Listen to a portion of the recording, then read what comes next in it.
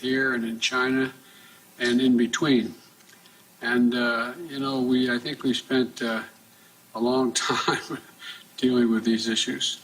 Let me close with this. I once had to count up the number of hours you and I spent alone together. I remember being on the Tibetan Plateau with you, and I remember being in Beijing, I remember all over the world. And both first as vice president, then as president. We haven't always agreed, but our conversations have always been candid and always been frank. We have never kidded one another. We've been level with one another. I think that's vital. These conversations prevent miscalculations, and they ensure the competition between our two countries will not veer into conflict. Be competition, not conflict. That's our responsibility to our people, and as you indicated, to the people around the world. We are the most important alliance or most important relationship in the entire world. And how we get along together is going to impact the rest of the world. And our two countries cannot let any of this competition veer into conflict. As I say, that's our responsibility. And over the last 4 years, I think we've proven it's possible to have this relationship. And so, Mr. President, I'm anxious to get our meeting started and discuss the issues we have remaining. Thank you. Mr. President, are you concerned about U.S.-China relations under the incoming Trump administration? We were listening there to President Biden at the last meeting, scheduled meeting anyway, that he is going to have with the president of China before Donald Trump takes over at the White House. Now, Mike Tyson has lost a unanimous points decision to YouTuber Jake Paul in his first professional boxing fight in 19 years. The 58-year-old former heavyweight champion of the world went the distance in one of the most controversial fights in boxing history, with boos heard in the crowd as the bout came to a limp conclusion. Our sports presenter Jackie Beltrao reports. Full hydraulic lowrider would... Making an entrance to the fight of the ages, Mike Tyson has been in his fair share of controversial bouts, but none perhaps as crazy as this. Taking up the challenge of YouTube influencer turned boxer Jake Paul, a man young enough to be his son.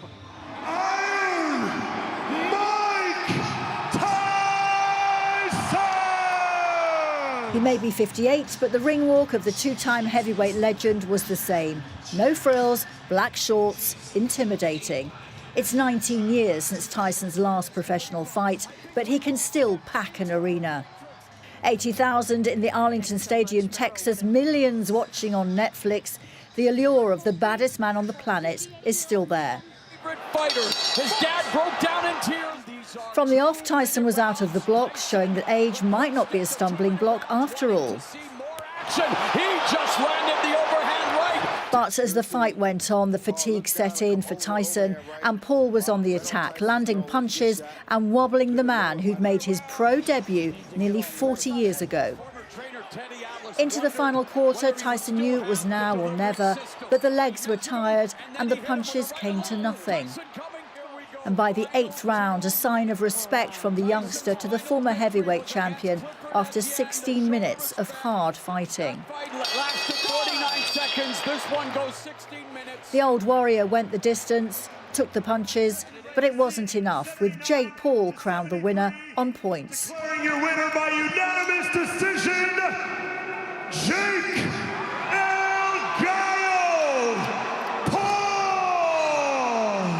It's just an honor to be able to fight him, and he's obviously the toughest, baddest man on the planet, so it was really tough, like I expected it to be. But both walk away with millions of dollars, and for Paul, the kudos of beating a legend of the sport 2 years short of his 60th birthday.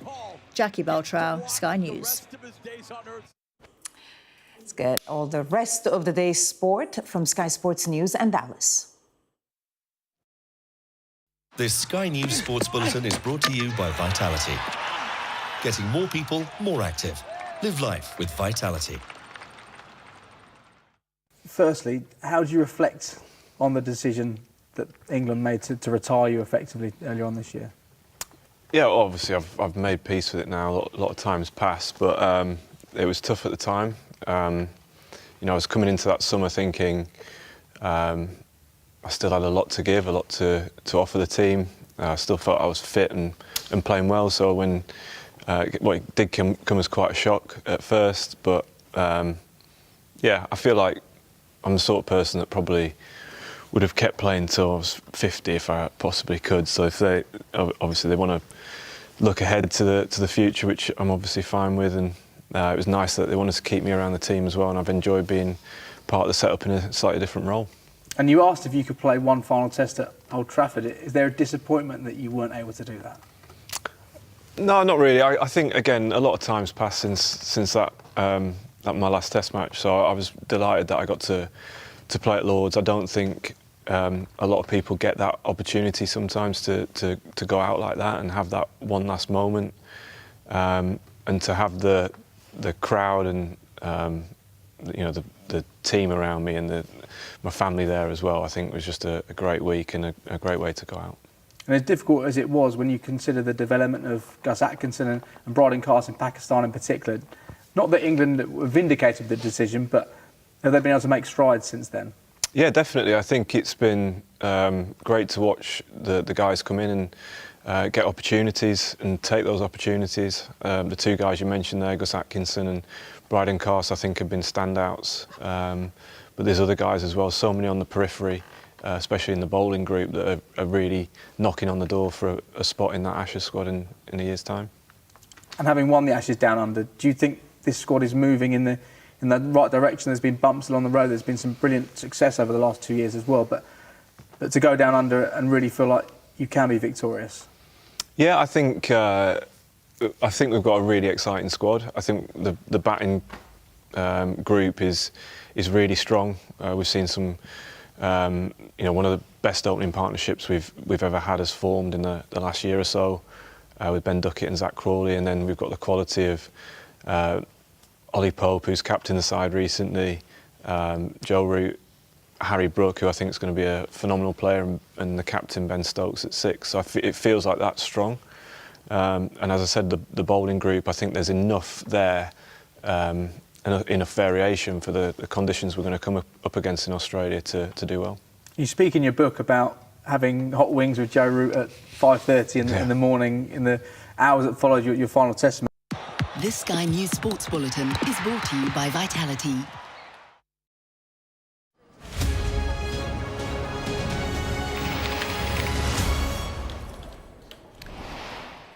Hello there, you're watching the press preview. A first look at what's on the front pages as they arrive.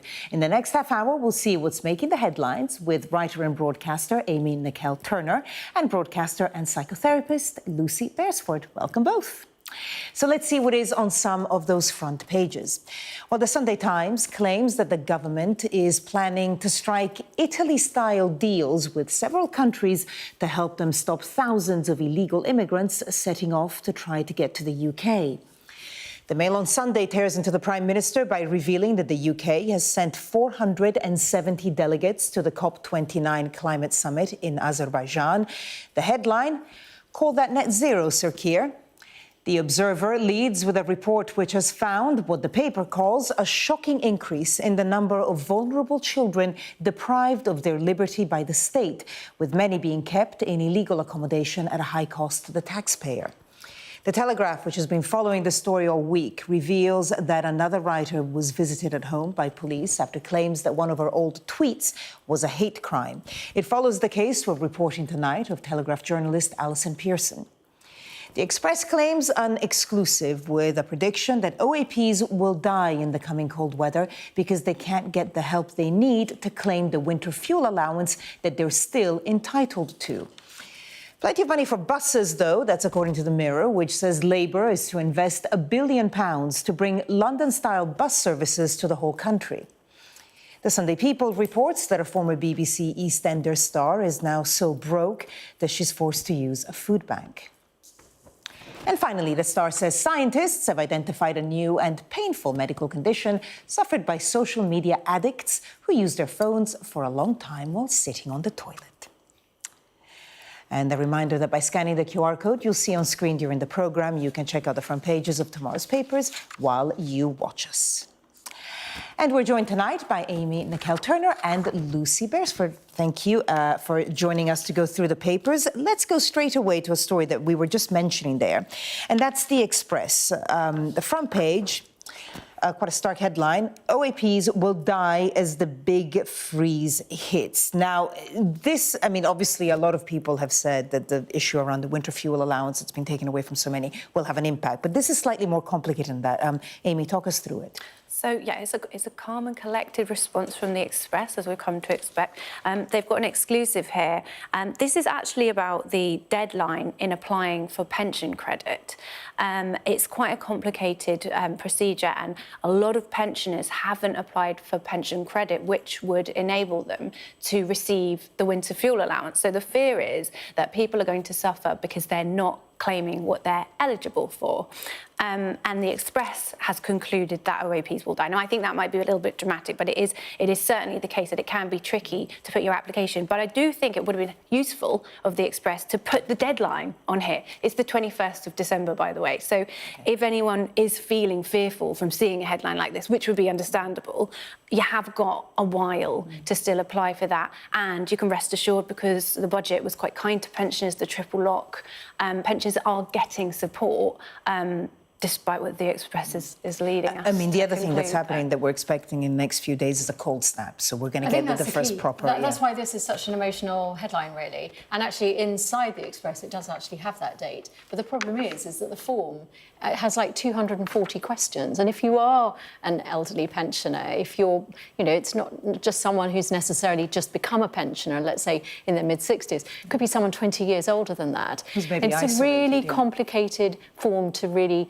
get to grips with. And there are a lot of Labour MPs who are coming out and saying this has been rushed, you know, it's affecting our constituents, and that's, you know, putting us in peril potentially. But I think, yeah, when you've got a cold snap arriving within the next 24 hours, if the weather forecasters are to be believed, and of course the ones on Sky, we do believe them, actually this is saying there could be people who will be very severely affected. And we know already that pensioners, they go without heating, they go without eating, they are our most vulnerable. And this is a very emotive headline trying to get the government to reverse its action. And again, so many of them are alone, and so hard for people to check in. Let's look at another story, again, sort of looking at some of the government's measures. Express, page 6, Labour won't win again after betraying farmers. And this is the issue from the budget and inheritance tax. A lot of farmers are very angry and planning, you know, events for the coming week as well.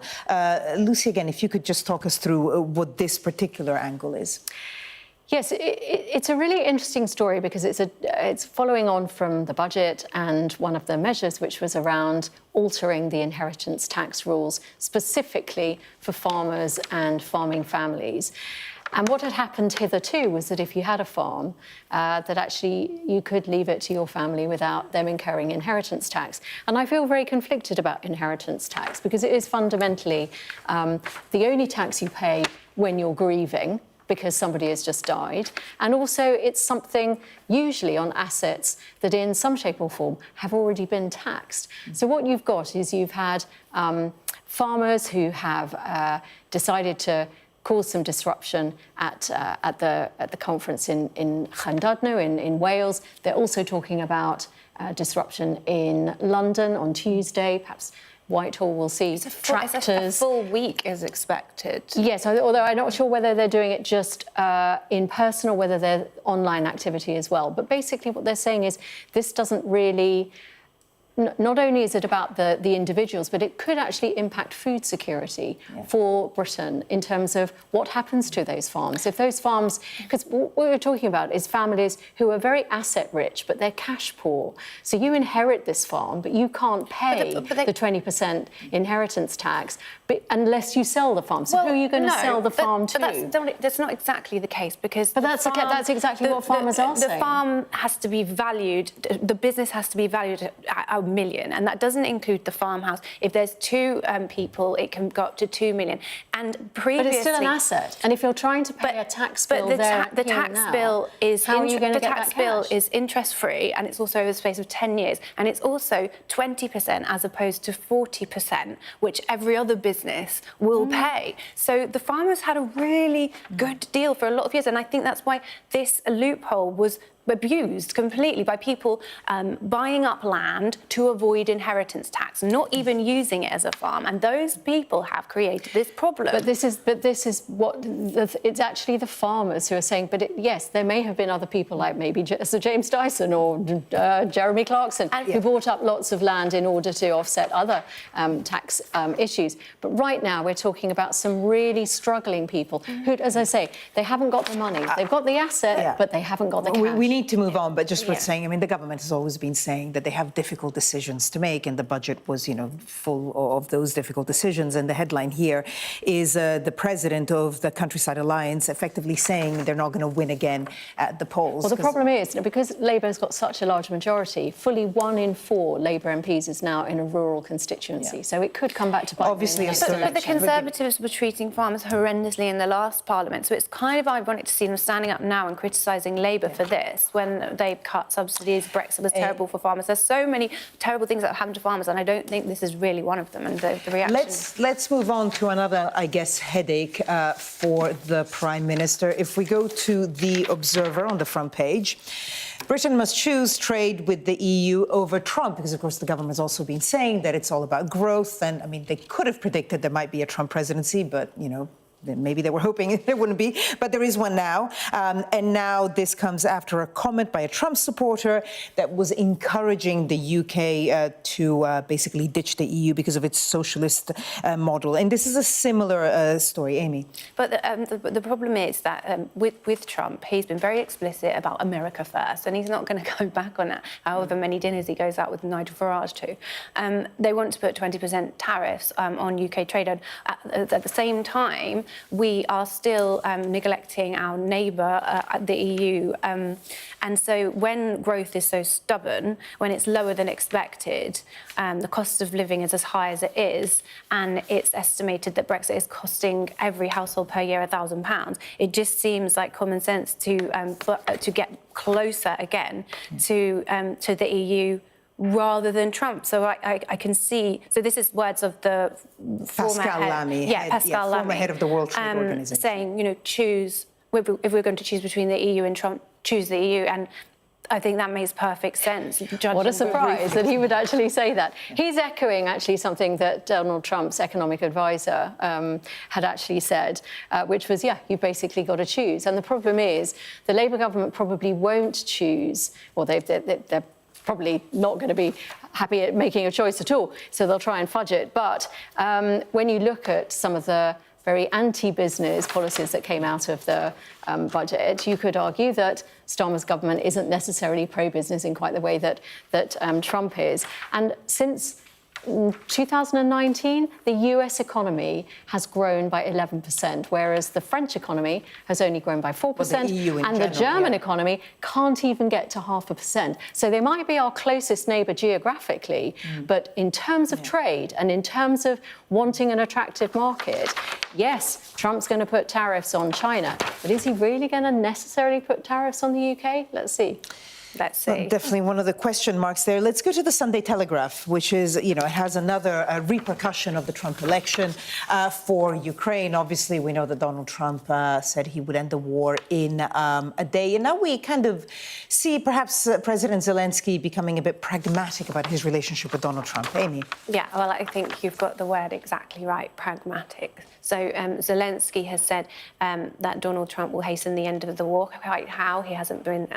I don't think it's exactly the way that Zelensky would have hoped, but I'm sure since Donald Trump was elected, Zelensky's been crossing all his fingers and his toes because he really needs that US support. And I think that Ukraine is depending on US assistance. So this is perhaps a bit of political manoeuvring, to say the least, from Zelensky.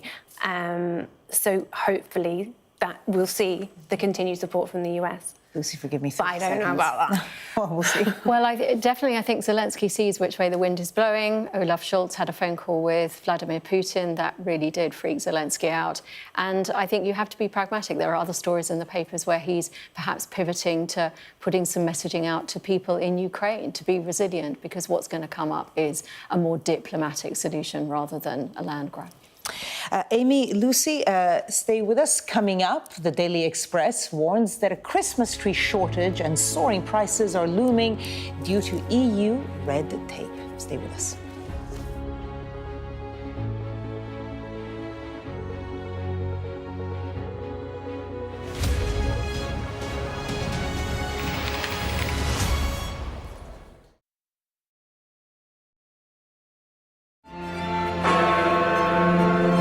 Independent United Kingdom. These last few years have seen some huge stories. And these stories have been driven by politics, by politicians, the people in power. You must stay at home. And it's my job to figure out how these decisions made by politicians impact all of us in our everyday lives. This is the worst thing I've ever been through in my life. People turn up here with their child stuff in a black sack and just say, don't want to. And that is what it is. It's first-class poverty. Is this an example of the welfare state failing? We take you to the heart of the stories that shape our world. These are stories that affect us all. Millions of children are now having to catch up. Some stories have changed all of our lives. Because like the residents, the staff are being infected. Politicians, they make decisions all of the time, and it's our job to hold them to account. I wonder if you will take this opportunity to apologise to those families. But in the end, the real power doesn't actually lie with the politicians. The real power lies with the people. I'm Nick Martin. I'm the People and Politics correspondent at Sky News. Welcome to the world. Our new podcast, starting now. It's very exciting.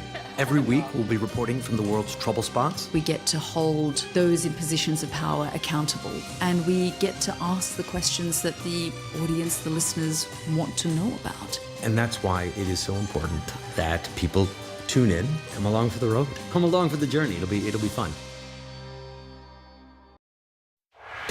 We are under Israeli military restrictions in terms of some of the things that we can film, but it's important to be in there. What a slow drive for the president as he approaches his golf club. 4 more years! Free wherever you get your news. I'm Mark Stone, and I'm Sky's correspondent based here in Washington, D.C. Play Sky News. From the Sky News Centre at 7. Now that you're up to date, we can go into a bit more detail. Things can change incredibly quickly. Taken by surprise. Have you ever known a moment like this in British politics before? Yes. Cheers. We'll start with breaking news. Let's get the latest on the ground. So, by the end, we'll hopefully all understand what's going on in the world just that little better.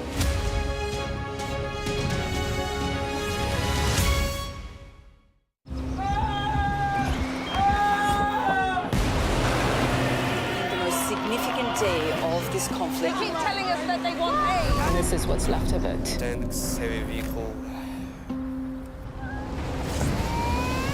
Why only in America? People want their country to work. Just want a job in a normal life. Why are these homes empty? I want you to be honest with people.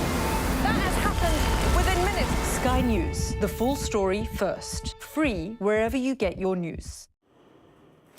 Welcome back. You're watching the press preview with me once again, writer and broadcaster Amy Nicole-Turner and broadcaster and psychotherapist Lucy Beresford. Okay, let's go straight to the front page of the Mail on Sunday.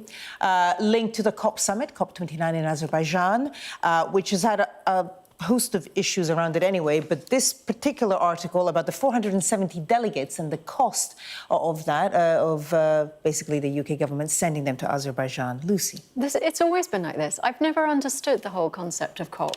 Always talking about making sure that climate change is put at the front of the agenda, but then Everybody flies there. Nobody walks there. Nobody goes by camel or donkey. And what we had was Labour taking 470 delegates to Azerbaijan. And it wasn't even a very significantly populated conference because, as you on Sky News have been showing, there's been another conference taking place, which is the Asia-Pacific Economic Conference in Lima in Peru. That's where everybody is. That's where China has unveiled its 1.3 billion port that it's building in Peru. That's where the president of Japan and Canada have gone to. So why is Keir Starmer going to Azerbaijan? He just wants to, it's just a token. As it happens, we've just had a response from the government on the story, and they say it is in Britain's national self-interest to attend these summits.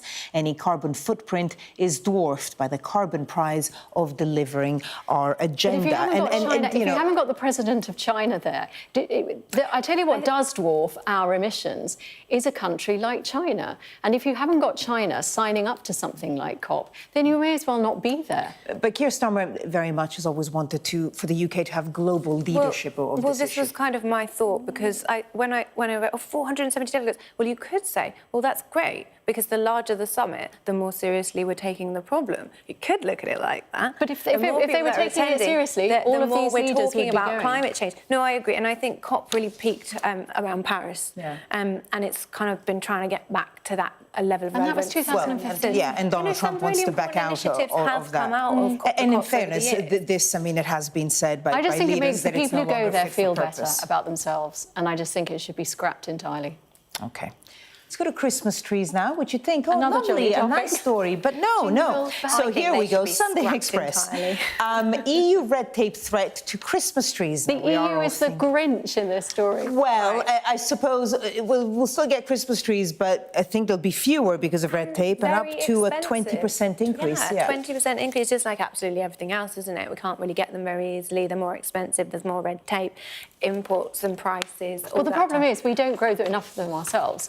And I think they come from Denmark or somewhere. That actually, that's part of the problem, is that it's taking longer to get there because of the red tape.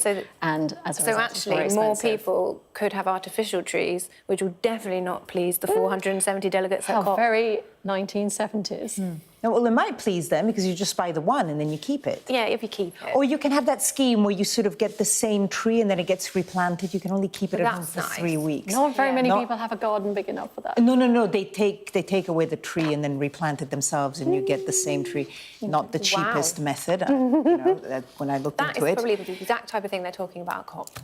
Possibly, but of the 8 million festive trees bought annually by us in the UK, 3 million come from outside of Britain. So anyone Maybe it's time to share a tree. Maybe that is the way forward. Tree sharing. Tree sharing. That Not could just be hugging, interesting. but sharing. Christmas Day, who gets it on the key dates. It's like a divorced family. Who gets the tree on the day? Brings the neighbourhood together. Anyway, Amy, Lucy, thank you so much for having gone through the papers with us. Now let's take a quick look at the weather. And we'll all see colder conditions over the coming days, but it'll be midweek before the cold air finally reaches southern counties. Early yellow warnings for snow and ice have been issued for much of Scotland and northern England, but these are likely to be subject to adjustment or escalation. Clear skies in the north and northeast will lead to a widespread frost, where rural temperatures are likely to dip below zero. Elsewhere, there'll be more in the way of cloud, with some patchy rain over Northern Ireland, Wales and northwestern England. Showers over Scotland will be wintry over the higher ground. Now, for Sunday, it'll be bright and cold in the north and northeast. Showers in the northwest will continue to be wintry. Showery rain over Northern Ireland will feed into northwestern England and parts of Wales. Further south, it will be largely dry, with large amounts of cloud and a few brighter spells. Temperatures will range from 5 or 6 Celsius in the north to 10 or 12 Celsius in the milder south, where the winds will freshen.